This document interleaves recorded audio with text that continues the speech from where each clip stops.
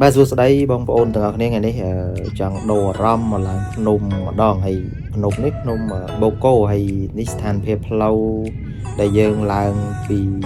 ជើងភ្នំទៅបងប្អូនហើយហ្នឹងហើយឥឡូវយើងតាមដានទាំងអស់គ្នាហើយទេសភាពនៅខែ11នេះ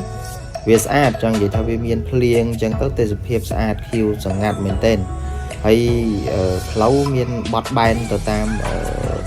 ផ្លូវដែលគេធ្វើមកណាហើយមានបត់បែនទៅជាតុងអាំងអញ្ចឹងអ្នកដែលគាត់ធ្លាប់ទៅគាត់អាចស្គាល់ស្ថានភាពតែបើសិនជាអ្នកដែលគាត់អត់ធ្លាប់ទៅទេអាចថាប្រុងប្រយ័ត្នតិចទៅព្រោះថាផ្លូវកន្លែងខ្លះក៏កោងខ្លាំងកន្លែងខ្លះក៏ចោតខ្លាំងដែរហើយមកដល់កន្លែងនេះឃើញពពកអាប់ផ្សែងហើយទេសភាពបើនិយាយទៅគឺខ្ញុំឲ្យមេដាយលេខ1បងទេសភាពគឺទៅបដូរបរិយាកាសទាំងអារម្មណ៍ស្រស់ស្រាយមែនទែនហើយហ្នឹងហើយដោយសារខ្ញុំទៅរៀងរសៀលដែរហើយម៉ោង11ឃើញបងប្អូនខ្លះគាត់ចុះមកវិញហើយបងប្អូនហើយ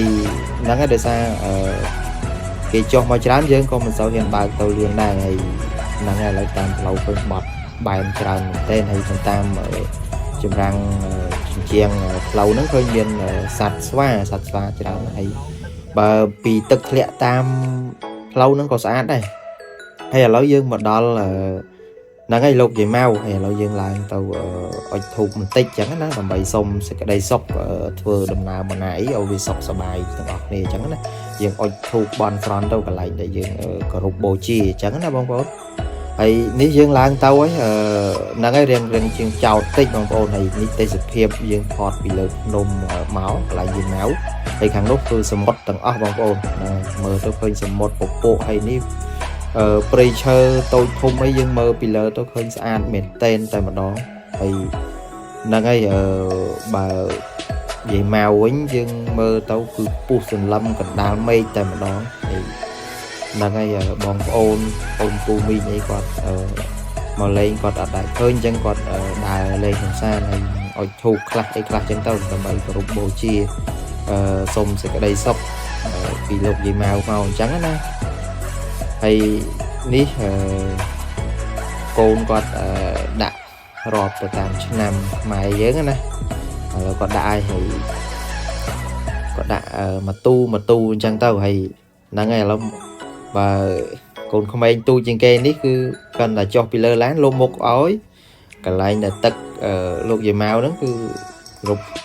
ទៅឆ្លាស់ខ្លួនតែម្ដងហើយហ្នឹងហើយនៅពេលយើងបន់ស្រន់ទៅគេដើរពេញហ្នឹងឯងតែម្ដងព្រោះគេសប្បាយគេស្រស់ស្រាយមែនទែនហ្នឹងហើយ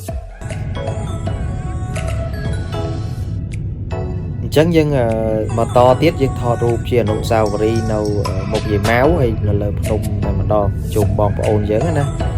យើងកម្រដែលបានដើរលេងជុំបងប្អូនអញ្ចឹងយើងថតទុកជាអនុស្សាវរីយ៍ទៅអញ្ចឹងណាហើយនៅខាងលើហ្នឹងទោះតែមេឃក្តៅយ៉ាងណាក៏នៅតែខ្យល់ត្រជាក់ស្រាប់តែម្ដងហើយនេះយើងថត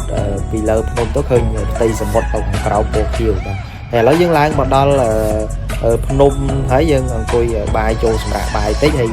បាយយើងមានក្តាមឆាមានបកាស្រស់យើងទិញពីក្រៅមកទិញពីខេត្តកំពតមកហើយហ្នឹងហើយបងប្អូនគាត់ហូបចឹងទៅហើយនេះវីដេអូចុងក្រោយដែលយើងបញ្ចប់ការហូបប៉ុន្តែនៅតែ2នាក់ទេដែលគាត់អត់ទាន់បានបញ្ចប់ដោយសារគាត់ថាឆ្ងាញ់ក្តាមហើយឥឡូវ2នាក់កំពុងតែហូបក្តាមមើលទៅគួរឆ្ងាញ់មែនទែនបងប្អូនអត់ខ្វល់ពីកាមេរ៉ាអ្នកថតទេគឺដាក់យកតែម្ដងហ្នឹងហើយអរគុណច្រើនបងប្អូនបាយបាយ